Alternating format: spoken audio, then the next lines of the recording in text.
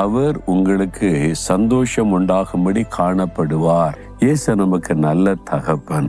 உங்களை ஒரு காரியம் பாதிச்சுட்டு துக்கத்தை உண்டாகுதுன்னு, ஆண்டவரே இயேசுவே என்னுடைய தகப்பனே, இது எனக்கு கொஞ்சம் துக்கமா இருக்குது, இது என்னை காயப்படுத்துது, பாரமா இருக்குது, என் சந்தோஷத்தை பாதிக்குது, ஹெல்ப் மீ அப்படின்னு ஒரு சின்ன ஜெபம் பண்ணி பாருங்க.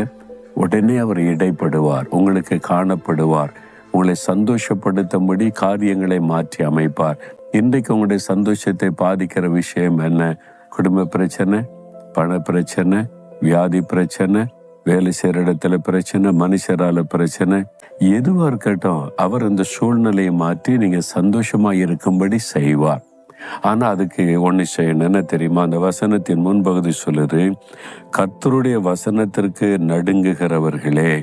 யாரை சந்தோஷப்படுத்துவாராம்? கர்த்தருடைய வசனத்துக்கு நடுங்குகிறவங்கள சந்தோஷப்படுத்துவார்.